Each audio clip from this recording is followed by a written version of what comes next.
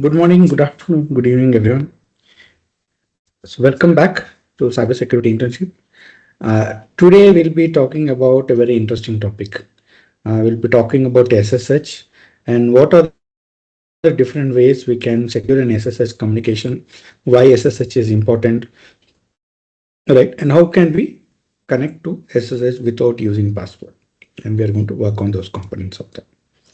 There are few things we have to understand before we could go with SSH out there. First, let's understand what a basically SSH is going to be. Is the sessions recorded start?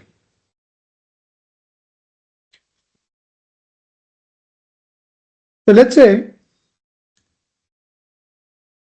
you're one of those engineers, right, who are managing servers. It may be in AWS or it may be an on-prem, but you're not directly going to sit in front of server all the time, right, and connect a keyboard to that. And you're not going to enter commands of them. This rarely occurs. It does occur, right? This for this kind of situation, very few engineers are going to be there, right? Only one or two, because the rack servers are not accessible to everyone, and especially when you're doing in a cloud, this does not occur at all, right? So let's say you're a developer or an administrator sitting at home in your laptop, and you want to connect to the server, which is in a other part of the world, right? How are you going to do that component? And a lot of you may be knowing about something like AnyDesk, right? Or you have, I think TeamViewer is there and other things are there. They play a very important role in doing that. So therefore, desktop sharing process out there. So this is where we can get a graphical user interface for that, where you're going to have access to the remote system. But this is not the situation in 99% of the cases when it comes to services, right? Predominantly, the servers that are going to be used are going to be on Linux. And Linux, usually when you go on server end, Linux server, there will be absolutely no graphical user interface at all. The example what I'm going to work today will have a graphical user interface, but in real world, that is never going to happen out there, right? Everything is going to be from a command prompt perspective. And it's usually what we call command prompt here is called a shell, right? So what I want to do is that I want to send a command from my system to the server and execute that command on the remote machine, right? So in service or software that is going to allow us to do this is called as a remote shell, right? In remote shell software, there are multiple ones, and one of the most commonly used in previously was Telnet, and the one that is replacing Telnet is SSH. Okay, that is what it allows you to connect to any remote machine in the world if that SSH service is running on the server, and then it will allow me to run commands on that particular machine out there. If you're someone going for an interview for a website, penetration testing or some of the cases in cybersecurity, to check your fluency in security, understanding concepts out there, they might ask you, what is the difference between a telnet and an SSH? Right? What is the difference between a telnet and an SSH? Anyone has any idea about that? So to be frank, there is no difference except one. Right? Except one. What is that? That is encryption. The communication, whatever the message or command that is sent over telnet, is going to be available. Anyone who is capturing the traffic will be able to know what is this, what information was sent, because it is sent in plain text. Anything that is sent over SSH is going to be encrypted, right? And it cannot be viewed what is happening out there. The difference between telnet and SSH is same as the difference between HTTP and HTTPS. The traffic that is sent over HTTP is visible, traffic sent over HTTPS is not visible for anyone capturing the network out there. Okay, so that is the main concept out here. So what do you mean by encryption? What do you mean by encryption?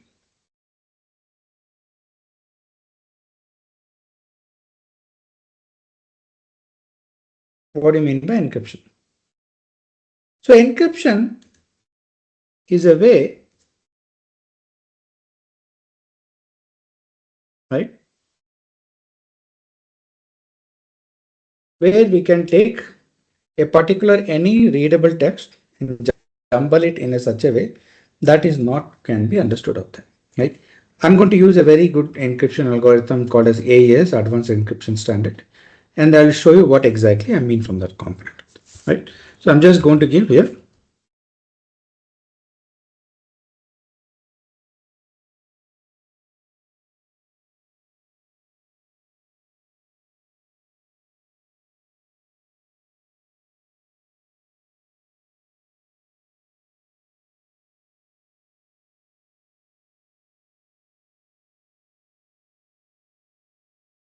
okay, so there is going to have some kind of a password out here. Okay,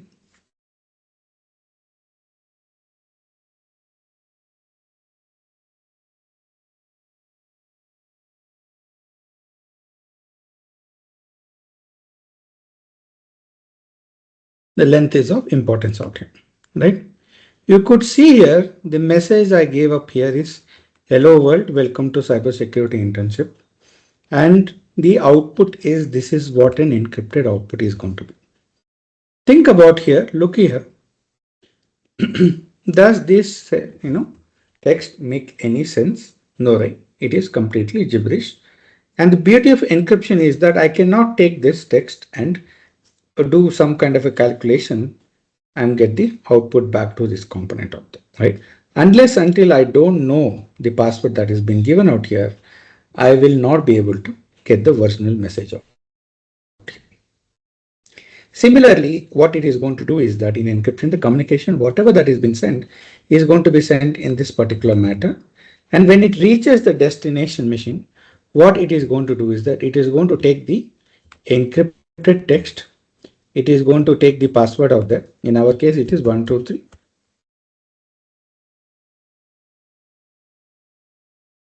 And decrypt it. See, we got the original message out here. We put this. There is a process how certain thing is going to happen out there.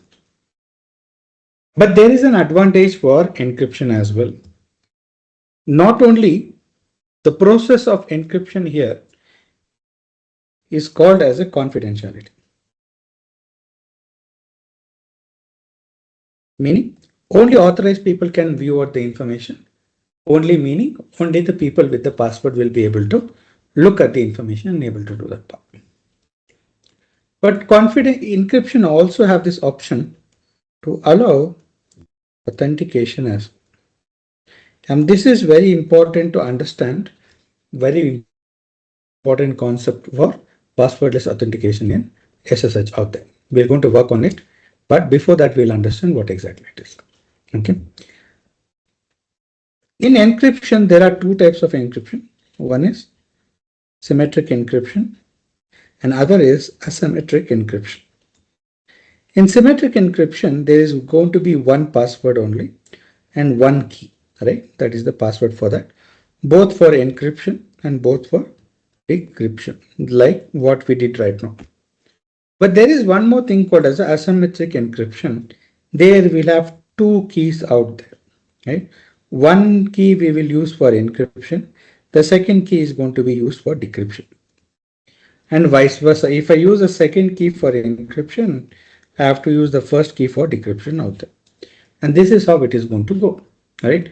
A main example for symmetric key encryption is AES, and main example for asymmetric encryption is RSA algorithm out there. Why, you might be thinking why there was a need for an asymmetric encryption. This is totally irrelevant, right? Symmetric is more than sufficient for you to work on it. But there is a problem out there with symmetric encryption. Symmetric encryption has been there for a long time. The complexity is definitely increased, but I think the symmetric encryption, even in the Roman time, they were using Roman Empire time, that particular time as well, they were using the symmetric encryption for doing the activities. Right? That's how important that is. But the problem there was when I take plain text message, right, convert it to an encrypted text, right, and I'll send it to the receiver. But this person, for him to convert to the plain text, what is required? He will need the password for the encryption of that. The question how it arises is, how do I take the password from the sender and give it to the receiver in a safe way? This is one of the major challenges that is going to have our account, right? And especially think about, you may think you can meet up someone and go exchange the password well in advance, and that was done for a long time. But let's say if you're sending a message to someone in US and the sender is in India, for him to send for every time, how do they reach out, right? It is going to be very difficult, right? So what happened was NIST came up with a requirement that we need to some way that this can be achieved. And that is what is happening in the asymmetric encryption. In asymmetric key encryption, what is going to happen is the user, right? The user is going to create two keys, key 1 and key 2. And we will mark one key as private key and one key as public key, right? So the public key that has been there, he will post it to everyone. He will tell to everyone, this is my public key, right? It may be pushed into the website or anything, that everything is going to be there. Any website today you're connecting will have a public key for sure. So even for your Google or anything you're going to use, there's going to be public key. And if you want to view where is your public key, for instance, let's say I'm connecting to Google.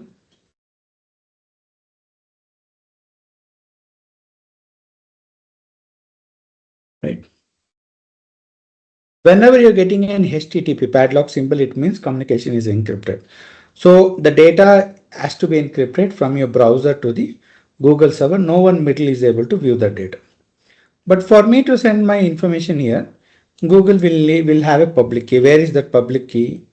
Click on that padlock symbol. Click on Connect Secure, more information, right? And here you can see View Certificate. If you see this page is going to come up. And if you come down, a little bit down, this is the certificate and this is your public key for your communication, right? Anyone viewing this information will be able to encrypt the communication and send it to Google out there, right? So that is the main component out here. So now let's say Alice is here. Alice is telling anyone wants to send any information for me in a secure way, take this public key is mine. So usually that her public key is available on the website that is there. So now Bob is there on the other end. Bob, what is going to do? He is going to take this public key, take a message, use that public key to create an encrypted message out. Okay, and then he will send that encrypted message to Alice. Now for decrypting this message and get a message, right? Encrypted message, to decrypt it, I will not be using the public key. I'll be using the private key. When I use the private key, I'll be able to get the original message out there. And this is a very important concept out there. I don't have to exchange keys before in hand, and I'm going to use the public key. I cannot, the large beauty of this algorithm is that anything encrypted using the public key cannot be decrypted using public key at all. If I want to decrypt it, I have to use the private key only. Anything encrypted with public key cannot be decrypted with public key, has to use a private key only. Since no one knows what is the private key of that user apart from the user, we can easily tell that this is not going to be, breakable, right? That is the main concept of it. Again, here, this particular concept is talking about confidentiality out here. Okay, what it is talking about, It is talking about confidentiality out here. It is not doing authentication process. How do we get an authentication process in this using the same concept out here? Okay. So now the simple logic is very simple here. Let's say that Alice user is creating two keys, K1 and K2. Okay. The RSA algorithm, let's say she's using RSA algorithm, and RSA algorithm will create two keys or two passwords, you can tell. Which one is going to be public key here and which one is going to be private key according to you? Right? It is going to be irrelevant. Okay. There is no algorithm. Whenever you run this encryption algorithm, it is going to spit out two keys, K1 and K2. The one key that you are going to share with everyone, that is called as a public key. And one key that you are not sharing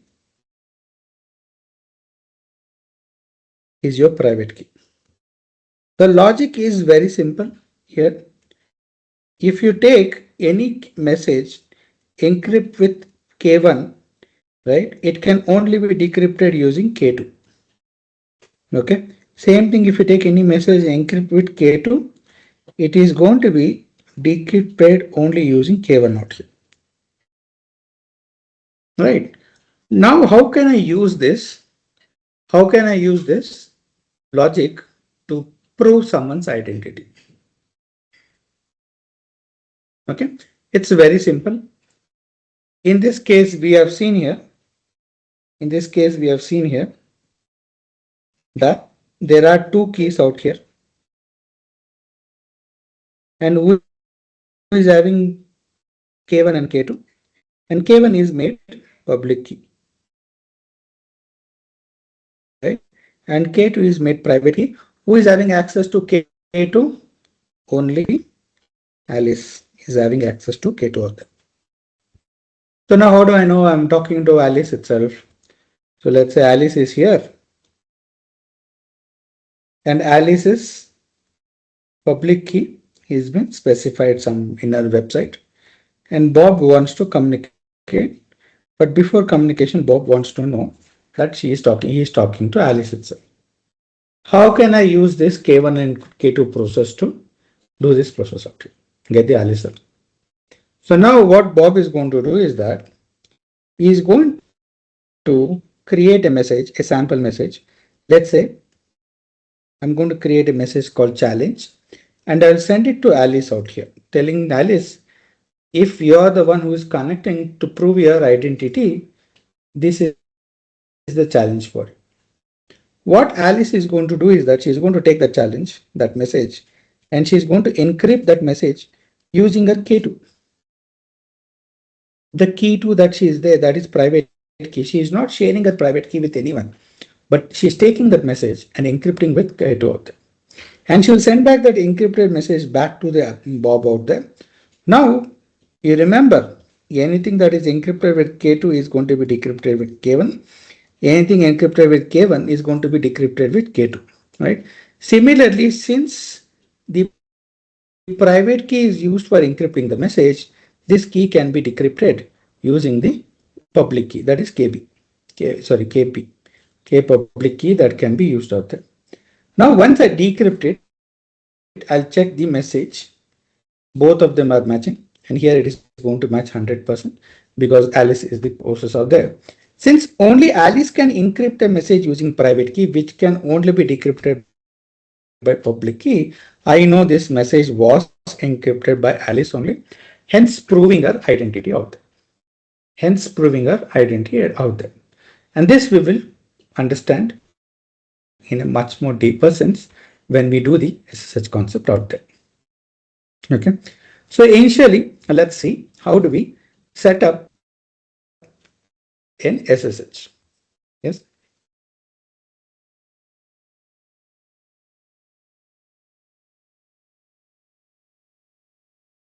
Just a second.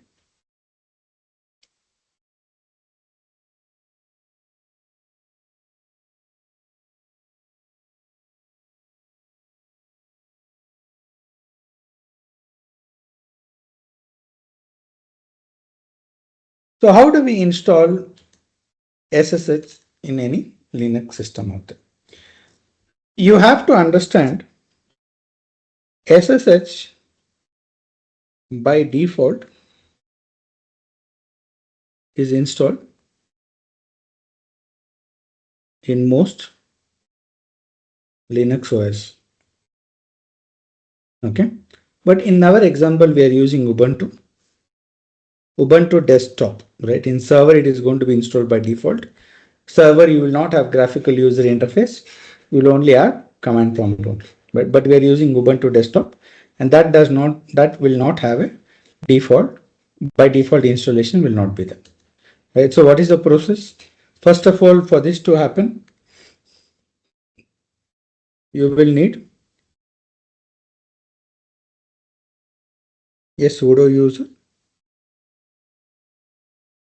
to install packages. Sudo user in Linux is nothing but an administrator.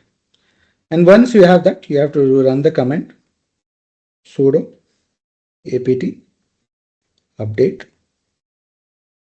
And after that, you have to run the command sudo apt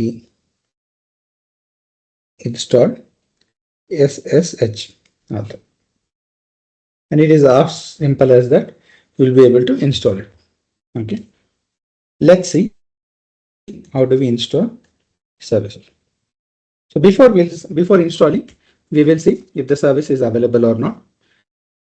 You will see here I'm using two virtual machines. One is a Jenkins, this is an Ubuntu virtual machine, which I'm using out here. And one more machine I'm going to use is Kali Linux. What I'm going to use is Jenkins as the server, and Kali Linux is going to act as the client machine out here, right? There are two components out here. One is SSH server and SSH client. We will talk about it. First, we'll see how to install SSH service in our Ubuntu machine, right? Before we could see, let's try to see if SSH is available or not. Sudo system control status SSH, and you will see service could not be found. This happens because I have not yet installed the SSH service out there. So what should be done to install? Giving sudo apt update. This is my first command, right? And this is going to update the repository in the background when it will know now where to download the SSH software from. So now I'm going to give into sudo apt install. I'm going to give SSH. Along with SSH, I'm going to install few other things which is required by me. One is Vim. This is a text editor from a command prompt, which I will need to work on the configuration files of SSH out there. And I need one more tool called NetTools. This is for running certain networking commands that is required for that. Okay, so that is what we'll see, and we'll also see if possible an Apache 2 server. It's a web server. We will not be using it, but for some reason I'm installing it. May be useful in some case, right? The one important tool here, software packages, SSH is very, very important for us. Okay? So let's install it.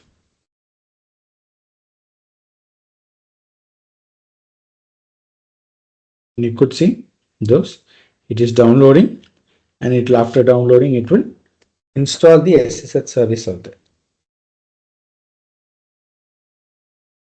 When we talk about SSH, there are two components in SSH. One is SSH client and one is SSH server. Okay. SSH client can be your terminal. You might have used something like putty. You might have seen something like git bash as well, right? Which I can use to run SSH command out there. And SSH server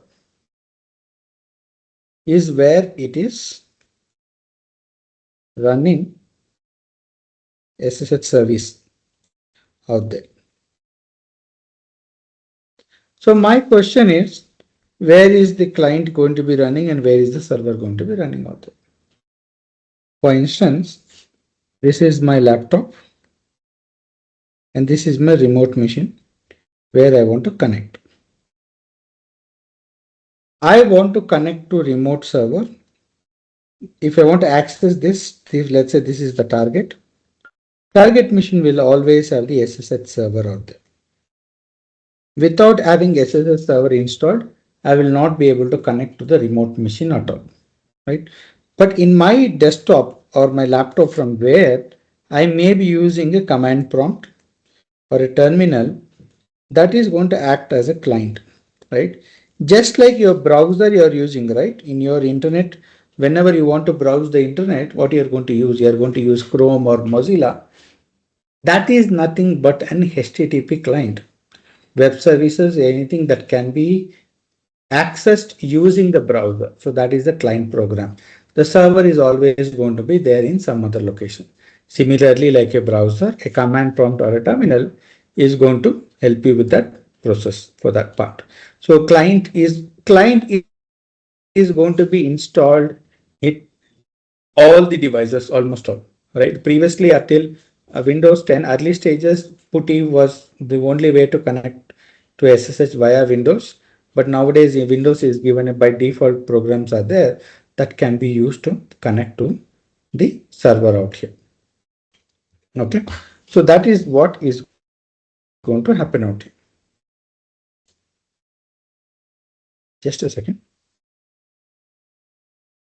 Just a second.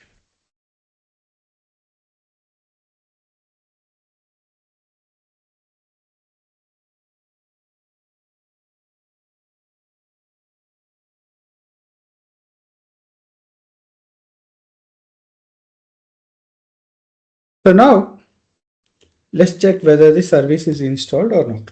Right?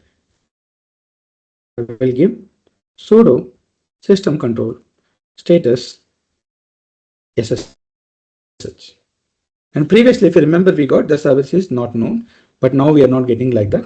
We are getting is service is inactive. It is it is in dead state, meaning it is installed now, but it is not running. So how do we start that service? Give the same command, right? You can give start system control start. If you give status now you see previously it was showed as inactive and dead. Now after running the system control start SSH, the service is running out. So now how do we connect to this? I want to connect from Kali Linux to Ubuntu machine. So how do we connect for that? So what I'm going to do is that it is very simple. I'm going to open a command prompt in my Kali Linux. Right. Let me increase the font size. So I'm going to use the command SSH. I'm going to use the student name, username. In this case, the username is student, and I will need the IP address of the Ubuntu machine, right? So how do I get? If you remember, I use the tool called net tools, right? When I install that, I will be able to use this particular command ifconfig, press enter. The IP address is 192.168.178.160. Okay, so give that IP address here 192.168.178.160 and press enter. Right, and this is going to be given for the first time. It is telling, are you sure you want to connect? I'm telling yes, and it is asking me for the student password. I know the student password. In this case, it is just PASS, and I press enter. You will see now I've logged into the Ubuntu machine out here. See here, student DSO Jenkins. You can see a sudo DSO Jenkins out there. In fact, if I open the home directory out here, see there are certain bare minimum files out there. Let me create one folder called one. Folder name is going to be one from the Kali machine, and it should be created there. So I can give mkdir 1. Right, I press enter. What does SSH do? It is going to allow remote users to connect and execute commands out there. So I've connected before. Now I'm going to execute this command called mkdir, and we are going to see that command. And see, as you can see, previously there was no one folder. Now that folder is already created out there. I can even delete also. I can do a lot of things. I can do rmdir1. I can now it's deleted. Now if you go back, that particular file is no longer existing out there. It can be used to do a lot of activities. Any command I can type in here in the terminal can be typed in the terminal via client via a different location. There is no limitation to that. I will be able to access completely, right?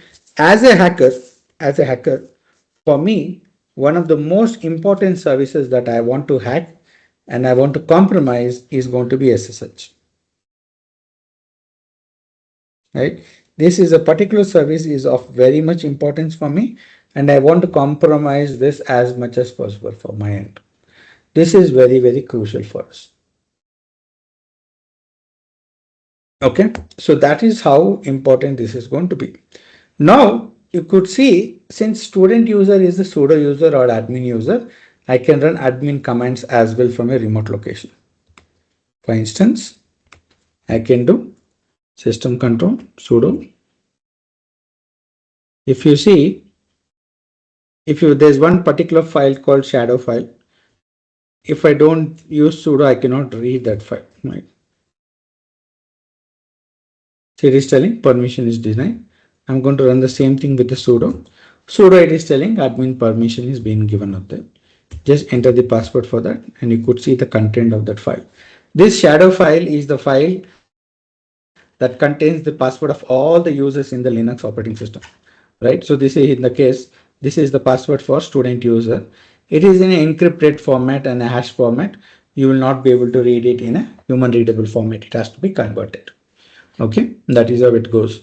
But this file is important. So you can see here, even from a remote location, I can run administrative commands using SSH, right? As it tells, remote code execution is allows for that. In this case, I'm able to execute that part, right? Here, the Kali Linux is working as client and Ubuntu machine out here is going to work as the server out there. Server is always giving access to its system to a remote machine in a SSH concept out there. Okay, so that is how it is going to work. Let me have some water.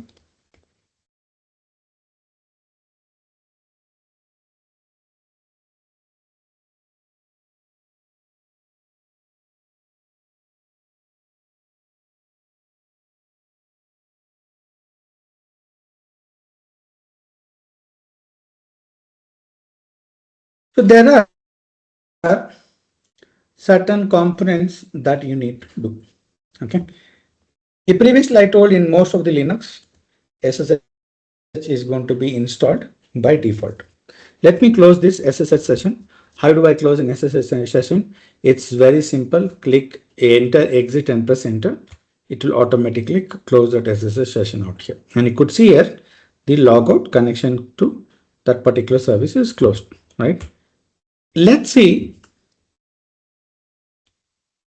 is SSH installed in Kali Linux by default? Here you could see SSH is installed in Kali Linux. I don't have to install specifically. I just have to make sure to start the service out there. And in this case, it is started. Okay. So now I can do the other way around also. Right. I can give ifconfig. You can see 192.168.178.161 is the IP address for this Kali Linux machine. Here, if you have seen, watch closely, there is the user I'm logged in as is called as the root user. Root user is the supreme user in Linux. I don't have to use sudo. I don't have to enter password to do any of it. If you remember, in Ubuntu machine, for looking at the shadow file, I had to give sudo, enter the file, and for sudo, I had to enter password. But if you're logged in as root user, you don't need any of it. You can directly go and tell cat/etc shadow file. It will print everything out there. There is not a single file in the Linux operating system that cannot be changed or accessed by a root user. Root user can access everything out there. Complete compromise can be happened. And this is one particular user which is very important for us, right? We want to compromise as a hacker. I want to compromise this particular user all the time. Okay. So now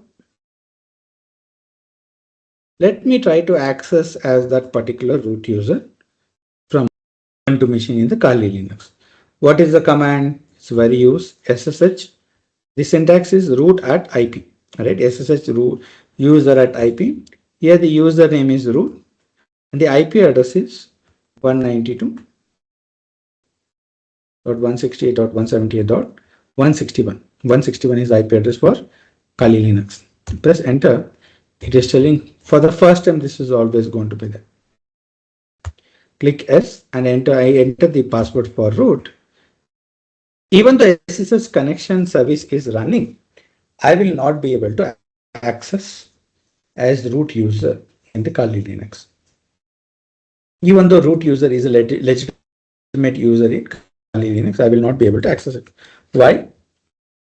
As a safety precaution, you have to make sure this is true in your system as well. When you're working in your work environment, you're working on SSH, make sure root user, no one will be able to access the server as root user via SSH. It should not be allowed at all. Okay, that is very, very important. So how do you know whether this is been allowed or not? You can either try to log in as that, but you have to look at the configuration file. By default, the configuration file for SSH is going to be located in etc SSH folder and sshd underscore config file, right? This is the folder and this is the file I want to access out here. Okay, so now let's go there. I'll go check out here. So if you see vim /etc sshd underscore config, this is a configuration file which is very important for us. Okay, so this you can see. If you come in this, open this configuration file, if you come a little bit down, there is something called as a permit root login is there, right? I have to make sure is uncomment this line, meaning remove the hash file or hash symbol out there and add yes at the end and make sure the prohibit password is disabled. That is, I'm going to comment the rest of it. So when this happens out there, previously you remember it did not allow. Now this configuration change is where I'm telling to the system that I am allowing SSH to can be accessed as root main, and this particular is the right. So let me stop this. I will rerun it. I give the password out here. You see now I'm able to access as root user. Previously I was not able to access because that permission was not enabled out there. To be frank, you, according to the rules and regulations, security standards, whenever you are running any server out there, you have to specifically go to the SSH configuration file here and make sure that the permit root login line is commented and it should not allow for it to be accessed from anywhere else, right? This is mandatory test requirement. If you're not doing this, okay, if you're not doing this, you will actually lose your license in some cases, right? You will actually lose your license in some cases out there. ISO compliance, it requires mandatory secure access to the system and the root user should not be allowed to access out there. Okay. So now one more thing. Most of the time, where are you running there? Let's say there are 10 devices in a network. Okay. Some of them are servers and some of them are desktops out here, right? When you go to any company, not all systems are server. A lot of people, laptops are there connected to the network, desktops are there, servers are there. Let's say someone is able to get inside and able to ping all the devices out there. How we will know? Because I cannot decide. There may be sometimes not 10, there may be 100 devices also in a network. If you have attended our scan process, you know how easy it is to scan, right? One of the session was based on network scanning out there. So now based on the network scanning, I want to compromise as many systems as possible with less amount of time. So out of 100 systems, I have to look at the top one system, and then I have to keep the set of systems as priority one, and second set of systems of priority 2 and 3 keeps on going out there. The priority one is always going to be server, right? Which is because they always have juicy information on them. So my question to you guys is that if there are 100 devices out there, how will I know which is the server out of 100 devices?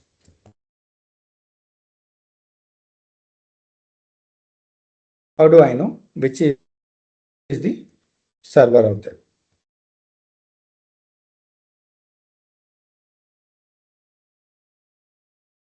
Anyone has any idea? Any answers? A lot of you are attending. I've attended our Nessus and Nmaps scanning classes as well. What do you think? Which is how do you identify which devices may be server out there?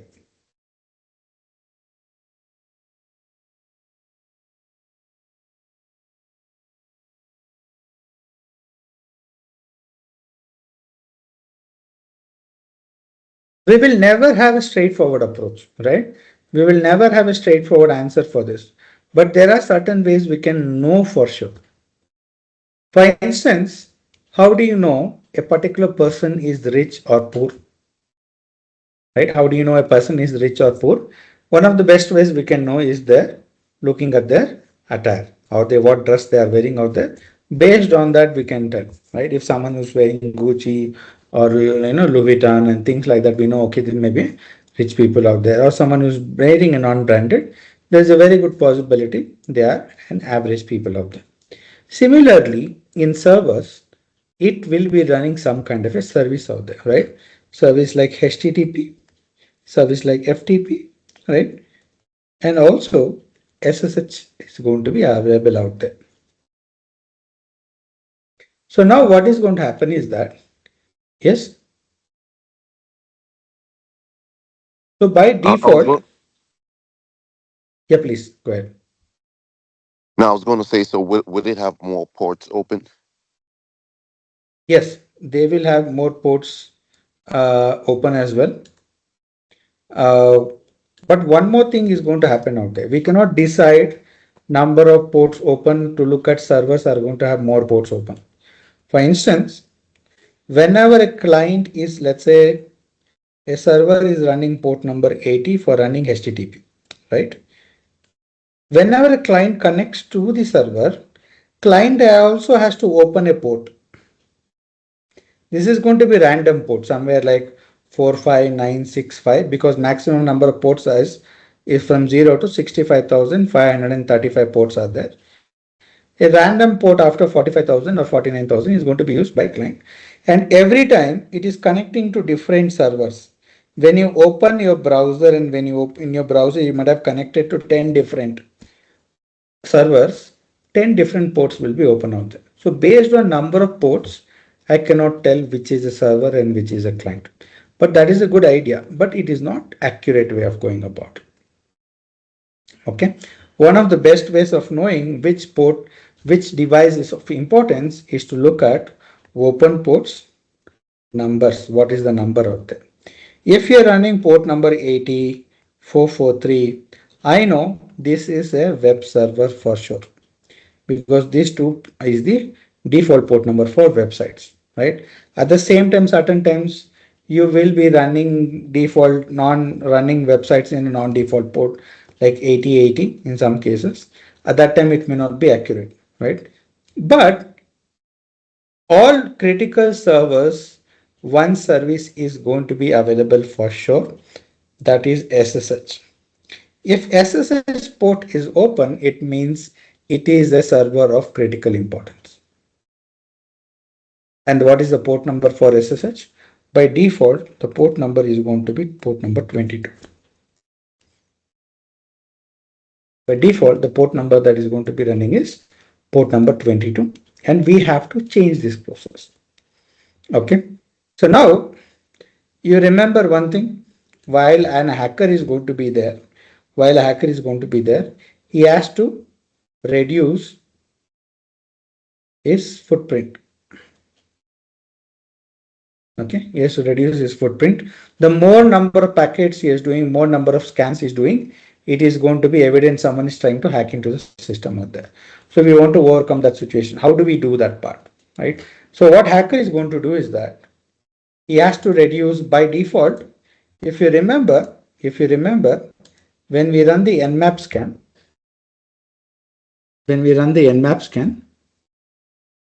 what is going to happen? Nmap 192.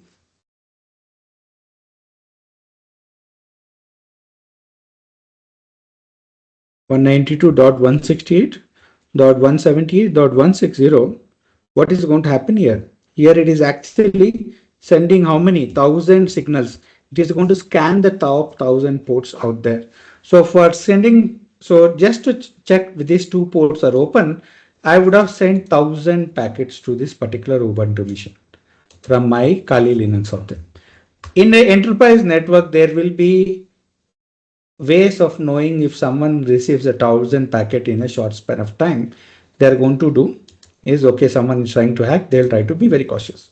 In order to overcome this, what an hacker is going to do is that he is going to scan very particular port only. In this case, what he will do is going to tell nmap -p port 22 and give the IP address for that. Now, since the service is running in default port, it tells that in a single request, I can know that it is running a SSH service. So this is of importance out there. Let's say if this SSH service is not running. Okay. What I will do is that let me stop the SSH service. I will do sudo system control stop SSH. Right. I will restart it immediately. I'm just giving. So if I do this, I will do this for all the IP addresses I have. And if this you can see is, okay.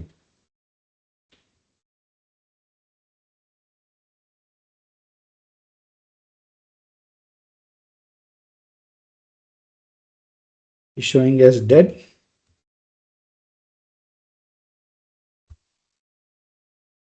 Okay. Let me do one thing. I will install the SSH once again later. Let me remove it. Sudo apt purge.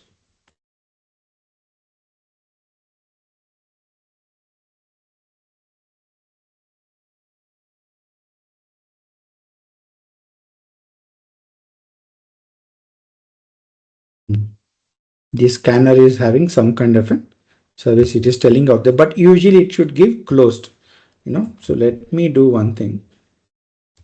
Let me reboot the server out here.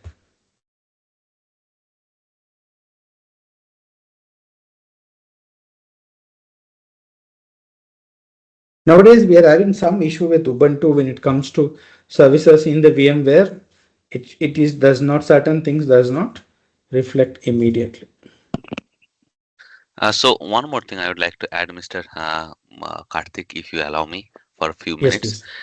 Guys, please, it is an interactive session. And if you have any question, doubt, I think this is the best place where you can find your answers. So feel free to unmute yourself and ask the question, right? Because this free internship or free webinars, the main agenda was to give all of our students a high level overview of that particular domain and that particular job role. You may ask question regarding that cybersecurity related job, skills, certificate, anything is bugging if in your mind. Now, one more thing I would like to tell, our cybersecurity job ready training was started this Friday, like yesterday. Okay, and it is going to continue for next 2 months, like more or less 2 months. It is like actually 7 weeks sessions, Monday to Friday, 2 hours every day. It is evening 7:30 p.m. Central Time, that is morning Indian time, and midnight African time, around I think 1 a.m. So those are having a question or eager to join to prepare themselves or for these cybersecurity positions, especially DevSecOps and cloud security engineers, feel free to reach out to us. We do have few more positions left. So that is the one information I would like to share. But please make this training more useful. Ask whatever question you have, because I don't know. Yeah, I think this is the last or second last session now with Mr. Karthik. Then he will have a few weeks break. Then we are going to start the next batch. But please make useful of this time. Okay. Yeah, Mr. Karthik. And if anyone have any question for our job ready training or our paid training, which is like a full-fledged training, feel free to reach us out in our WhatsApp channel. Okay.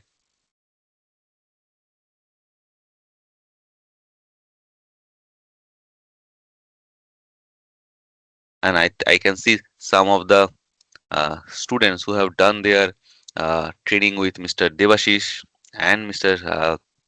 Karthik for the job ready training, and they can also guide you how the training help them and will help them in their uh, present days and their future as well. Okay. Yes.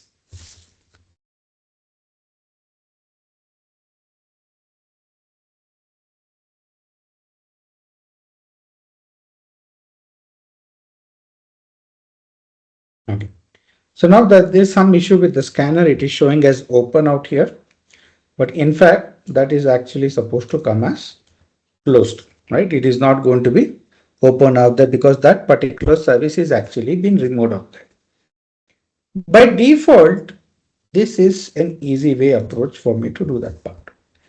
In cybersecurity, one of the things that is important is that I have to make sure that maximum I need to prevent. I cannot prevent if we can only make security harder. We cannot give 100% security. That is one of the base principles of it. Uh, it is almost not hackable. That is what we can say. But people will always find a way to hack it. And we want to increase the difficulty. So by one way to increase the difficulty of finding out whether a system is running an SSH or is to change the default port for the SSH service. By default, I told the port number 22 is going to be there. Changing the default port is very, very simple out here. Okay. So let's say, let me install the service once again here.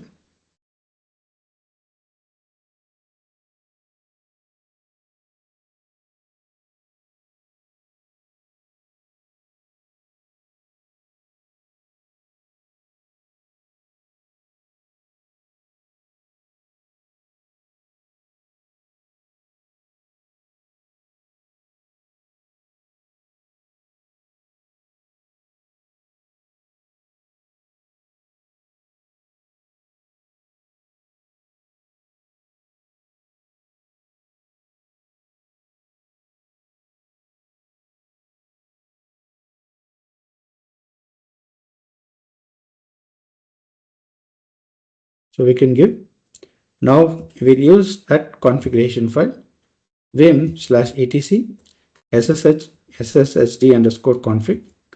And if you see in this file, if you come only few lines down, you will see the port number. It is there. So uncomment this line, give the port number of your choice. In this case, I'm going to give port number 4444 and I'm going to give, save this. Okay. I'm not able to do this because I did not use sudo command out here. Use sudo, come down.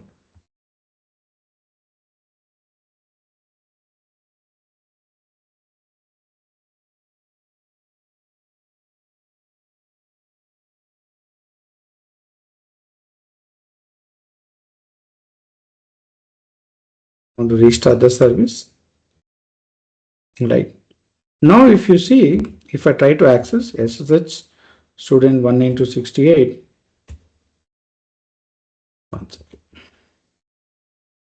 I don't know why the Ubuntu service is not. I might have to restart the service. Sudo Reboot now. Okay. For the new port number to exchange, usually it should get, after I restart the service, it should be automatically, the port should be open and closed, but it is not happening here. We'll try to reboot and see how it's going to happen.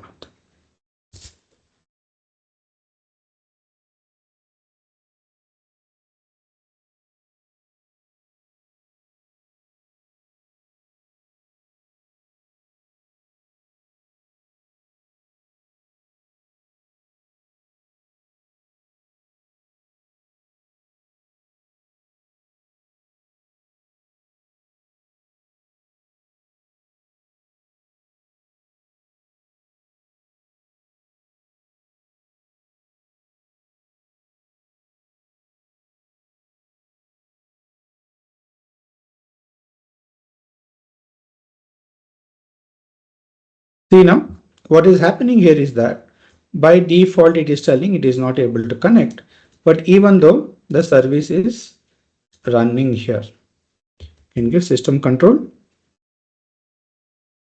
status, SSH here, you can see it is inactive. Let's start it.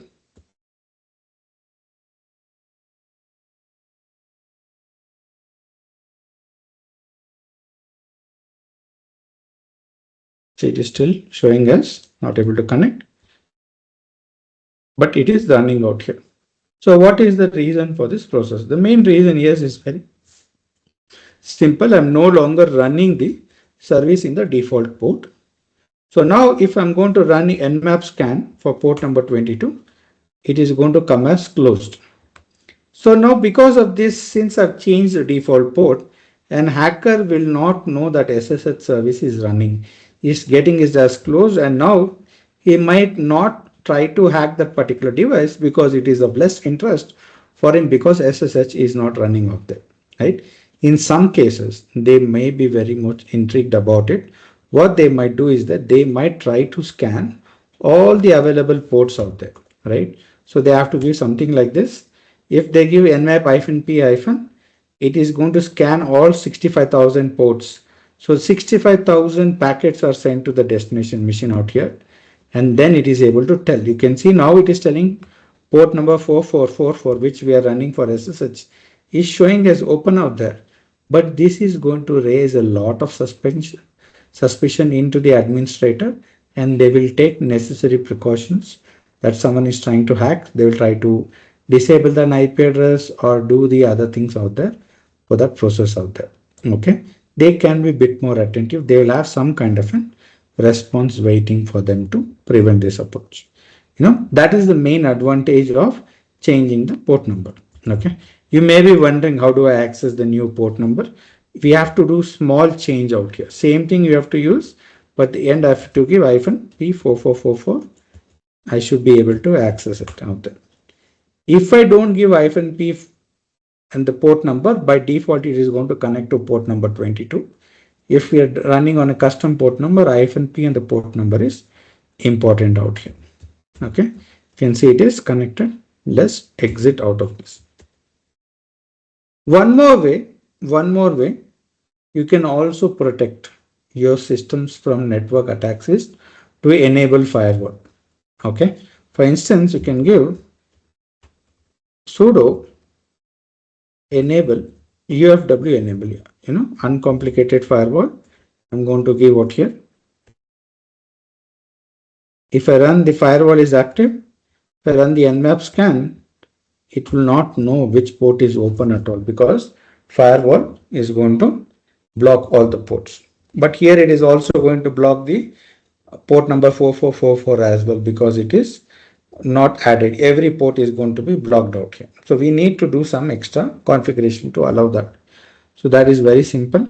Just give sudo UFW allow port number 4444. That is going to be from a TCP protocol out here. Now let me start again.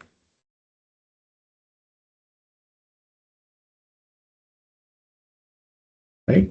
See, I'm able to access it, but I will not be access the HTTP protocol, that is port number 80. Previously it was showing up there. So that's the main concern for this approach.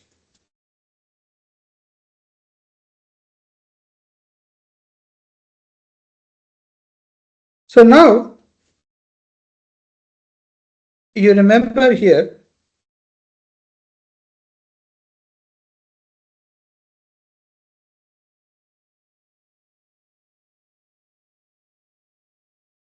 this is one of these very few concepts that we are going to do in our main course.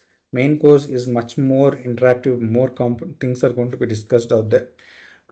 This is just one of those concepts out there, right? So we'll go much more deeper into services. How do we hack? How do we scan for services and things and all is going to be discussed out there.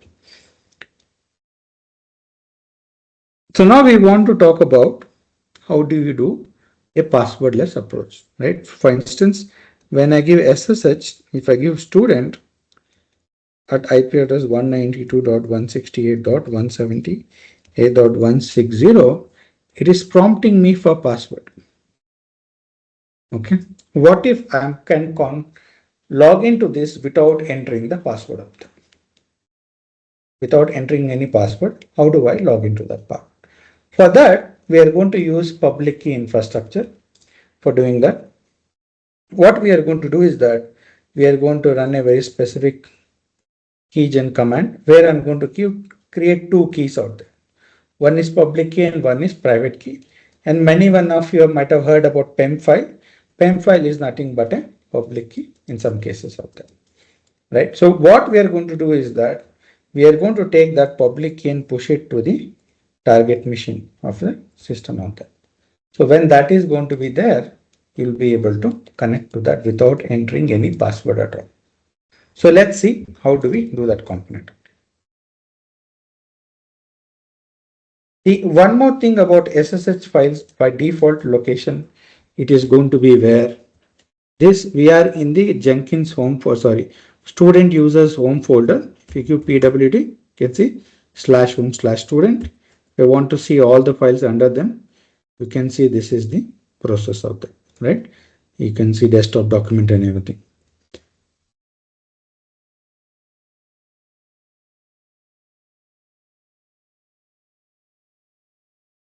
There's one more file that is going to be present out here. That is going to be allowed only when you have that communication set up out there, right?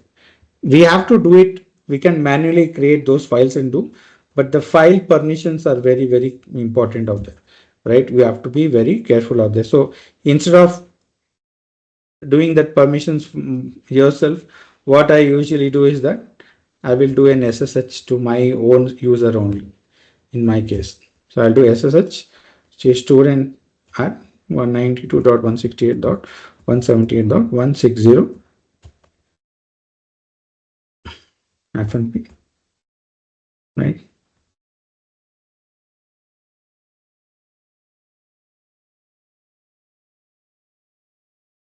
So it's now,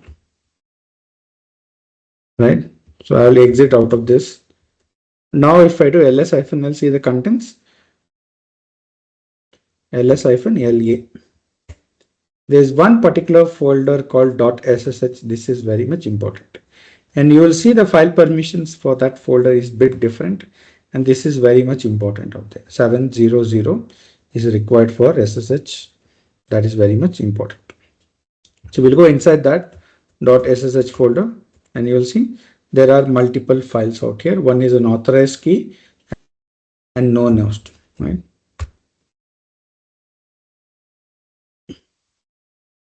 There is no authorized key is going to be quite empty out there. So now what I'm going to do in my client machine, that is my Kali Linux, is I'm going to generate a public private key combination out here. So what I'm going to give SSH -keygen -t RSA. -t stands for which algorithm you can use. There are multiple algorithms out there, right? RSA is one, DSA is there, ECDSA, elliptic curve DSA, and EC elliptic curve, a lot of things are there. We are not worried about other things. We are only worried about RSA algorithm, right? and I'm going to tell block size. What is the key length that is going to be?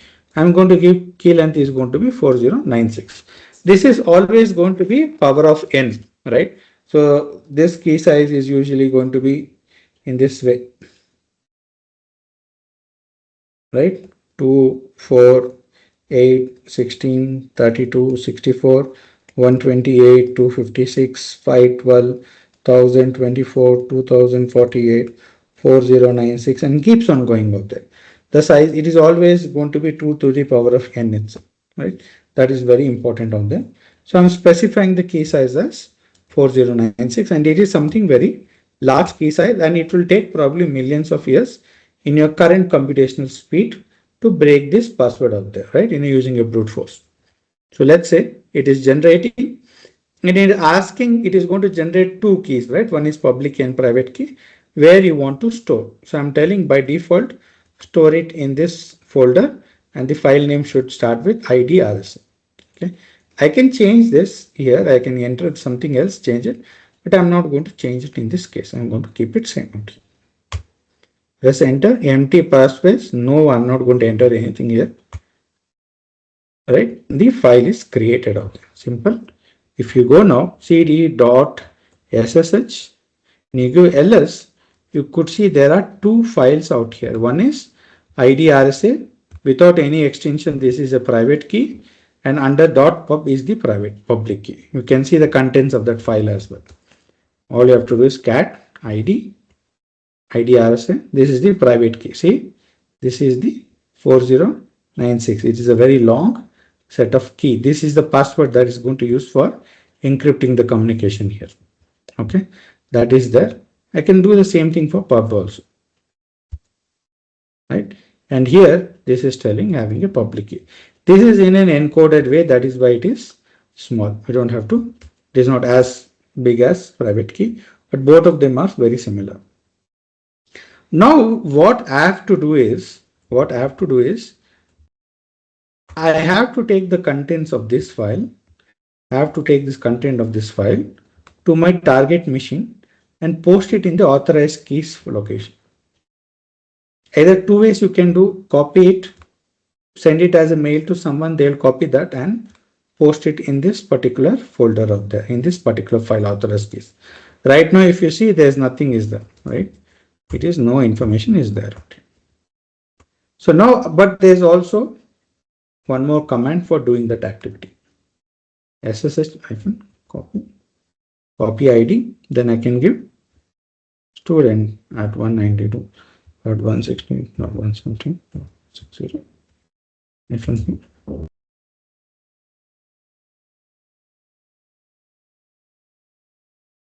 I'm missing some kind of an.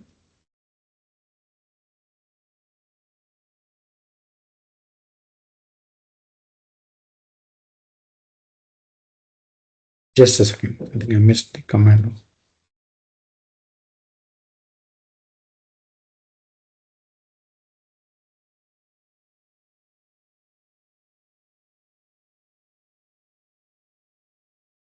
Just a second.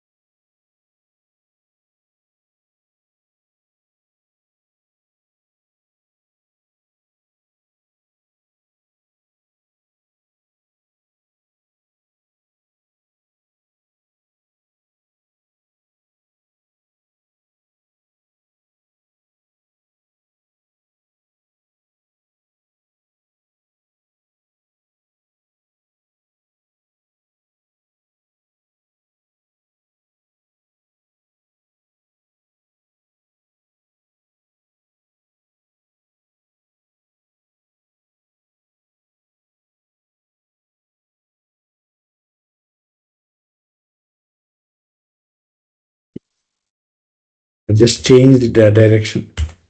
So I can give set it as PASS and things on there. I've entered the password. Now if you come and see this authorized file, it will actually contain the contents of root.kali, the public key that has been copied into this. Previously it was not there. So now all I have to do here is, if I run the SSH command to connect to the Ubuntu machine, previously it used to ask me password, now it will not do that. It will directly give me access for that. It will directly give me access for that, and this is how it is, as simple as that, right? What is happening is, whenever I'm going to try to connect to the Jenkins server, it is going to check is there any public key, private key available out there. It is going to send a copy of a public key. This machine is going to send a public key, and it is going to see that public key copy is there, and there's some kind of a challenge mechanism that is happening out there. A key is going to be encrypted using the private key of it, then it is going to be decrypted, and all those processes is going to happen out here. And once that everything is work fine, it will be able to allow access to this machine out there, right? This is very, very important out there in a current scenario. Why is that? Why do you think it is important for us to have a allow password access, passwordless access? Think about, you are an admin person, okay? You are never going to be working on a single machine at all. You are never going to work on a single machine at all.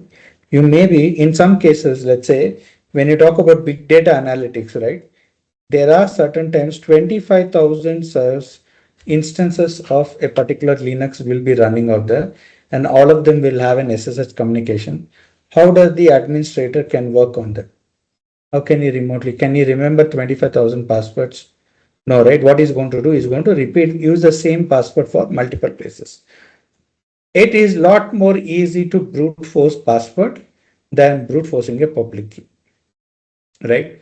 So now in order to overcome this, what I can do is that I can take the public key, which I did right now, and push it to all 25,000 systems and still connect to any machine of my choice without having to enter any password at all. In real-time scenario, in most of the cases, it's not going to be working with 25,000 machines. You'll be working around, 10, 15 instances like that. Yes, please go ahead with your question.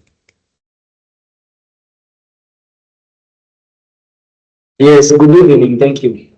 My Yes. question is, when I'm trying to, can you SSH a server which is not on the same network with you, and how do you do that? Either you have to be routable to that communication out there. For instance,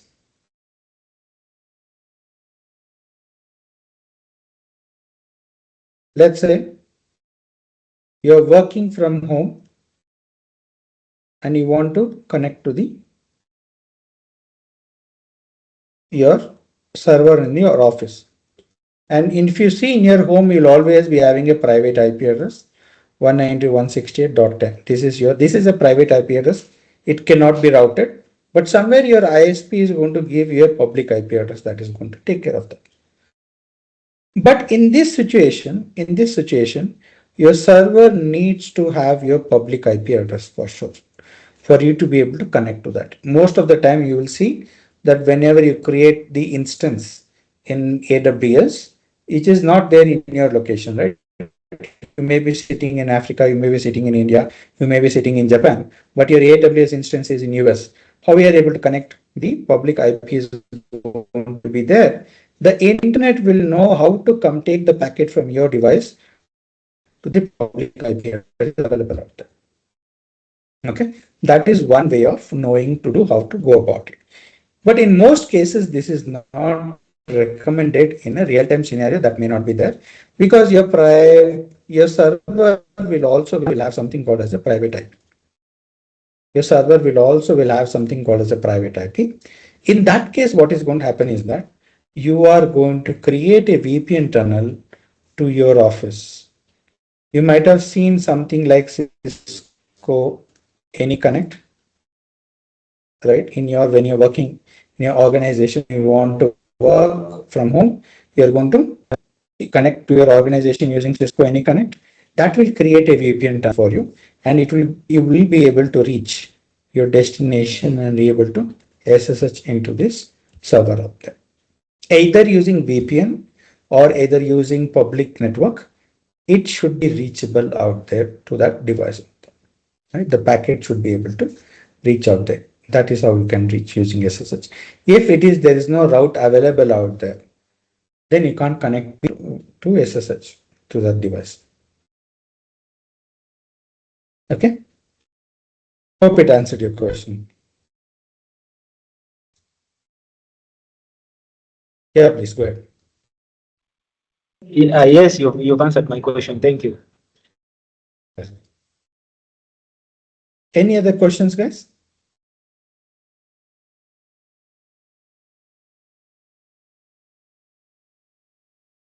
So this is predominantly how we go about securing a SSH communication out here. All right. One way of doing is to make sure that, to be frank, we can also do in this case, I can completely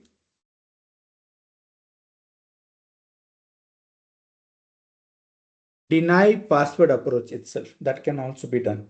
So only if you are having a public key in your place, only then you'll be able to connect. Without that, we will not be able to. It will never accept password also.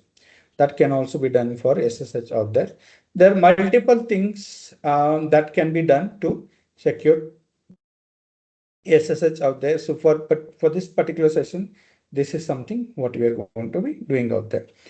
Any network, there is never a single activity that you can do to secure it, right? There are multiple things you have to do.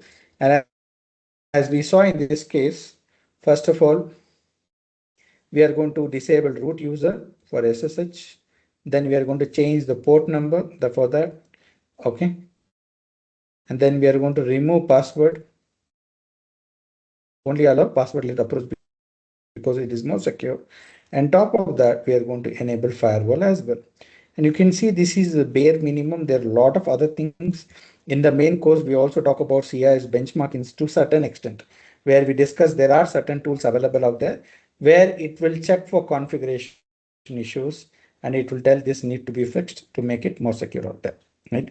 So those are the different ways, and each and every service will have its own set of conditions that need to be met to make it secure. For instance, your HTTP web server will have its own set of components out there. Your other things are also going to be present out there. Okay. And one more question you have to consider is, can you do file transfer using SSH command? Is it possible to do that? File transfer using SSH command?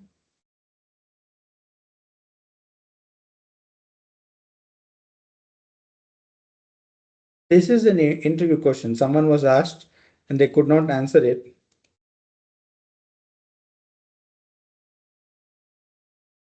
Right? What do you think? And the answer is actually no. You can't do file transfer using SSH command. You can only execute commands, send commands to be executed on the remote machine. That is the main criteria of that. For you to be able to do file transfer, you have to use a command called SCP. SCP command has to be used for that particular component. We'll talk about SCP and other things in the future classes. But for the time being, we will stop here. Any questions related to SSH or related to the main course, please ask now. Hi, good day, sir. Hi. Yes. Yeah, please, actually, like I'm entirely new to like IT, to tech generally. So I don't know, for like we that doesn't even have like an iota of experience how do you think we can navigate like the field of cybersecurity? Hmm. Because like everything you So just say, I would say it's jargons, but like I'm just watching. I'm not here, I'm not there. You understand what I'm saying? yes, I can understand. So everyone would have started somewhere to do certain activities. I would suggest start from Linux on a basic ways. So that is once you do the Linux and do the services and how to run the services and things, it becomes much more easier to understand cybersecurity. Right? In our case, what I would suggest is you can look at the DevOps course. And if you look at the DevOps course content, you will see it is starting from very basic, very simple Linux, how to set up Linux, how do you configure Linux, how do you install Linux, how the communication is happening, what do you mean by a service. Everything is going to be discussed out there. You can understand that. Once you have that base understanding, you can go ahead with that. Yes, yes, Naman, please go ahead. Yeah, Dada.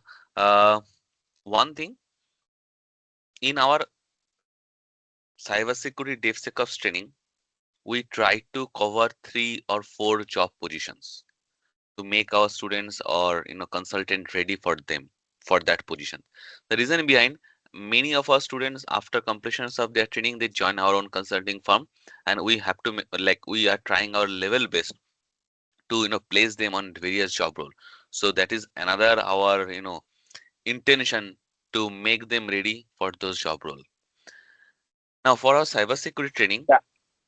actually we are covering cloud security positions, DevSecOps positions, and penetration testing positions. If you go for LinkedIn job search, you will find there are like more than hundreds job companies are reposting on these positions. Why we are more focused on these 3 positions apart from AI? Because here market demand and supply is not matching.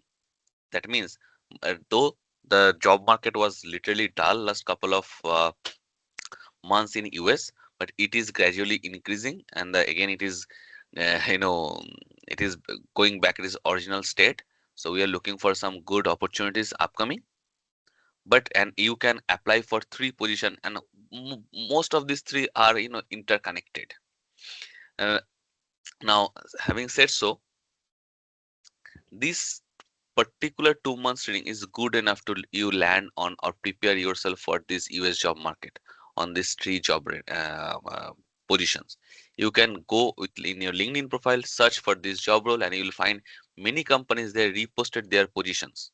If you go for and compare to a business analyst and developer position, you will find within a 1 day more than 100 people applied. But that is not same for DevSecOps positions or penetration tester positions. They will find that in a week only less than 100 people applied.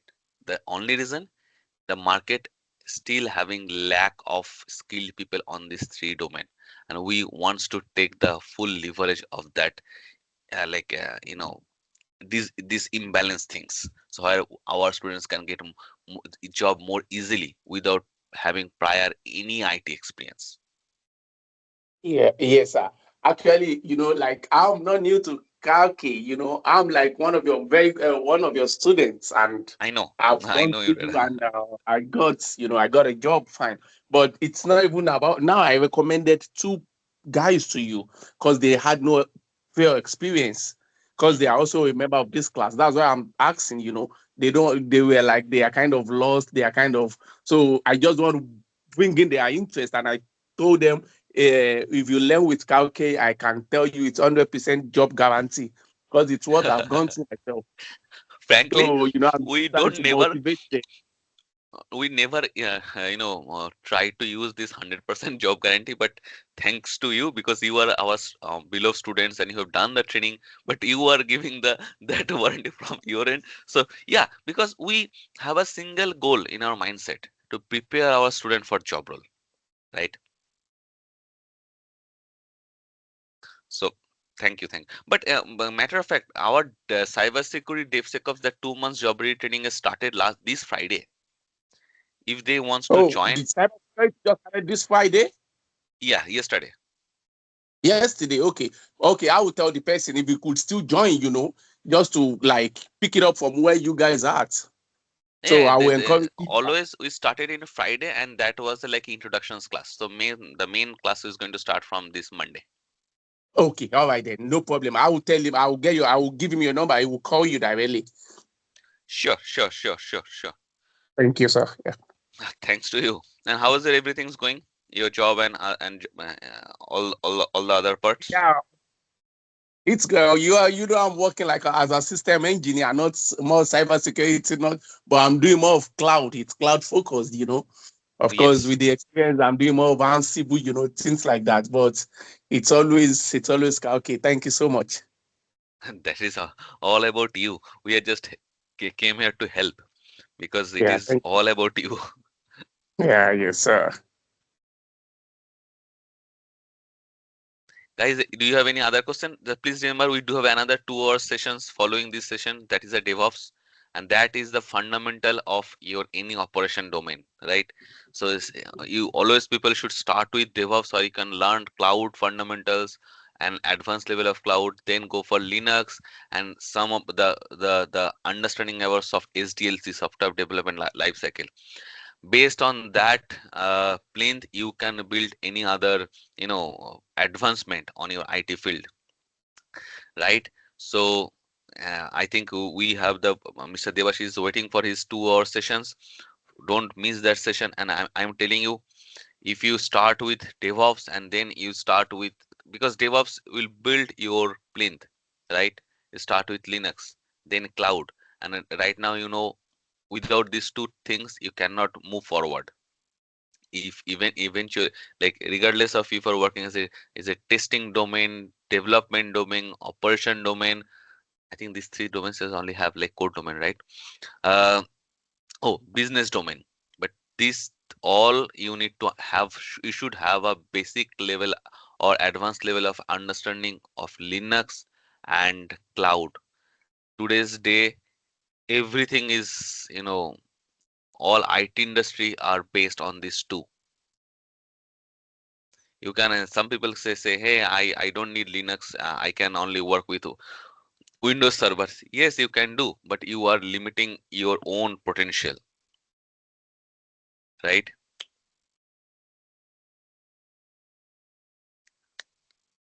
Any other question, or should we move to our DevOps session?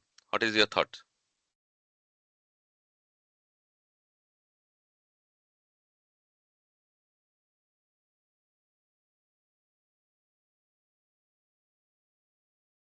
So did you got That your is not. answer, or Yeah, Karthik I'm need to? good. I'm good. Yeah, of course, I'm good. I'm very, very good. Thank you. Thank you, thank you, thank you. So one question, sir, to Karthik, sir. Yep, you can. Sir, when you are going to pen test a organization's Linux server, does everyone in Mhm. your team can log in as a root user, or only the lead can log in as a root user, sir? No, that depends who is doing that component of that, right? So let's say in most of the cases, you are going to be, in some cases, you are going to scan, pen test 150 servers out there. When you go for a larger organization like banks, insurance companies, and multinational, they will have thousands of servers out there. And on a month, every quarter, all those servers need to be tested for security. So pretty much most of the time, penetration testing is not going to be performed on the servers. On a physical infrastructure, network infrastructure, PT is not done. The main reason for that is network scanning tools nowadays are really good because when you talk about infrastructure related issues, either vulnerabilities can occur from an outdated software or if there is a configuration issues out there. So both of them can be identified using your scanners like Nessus and everything.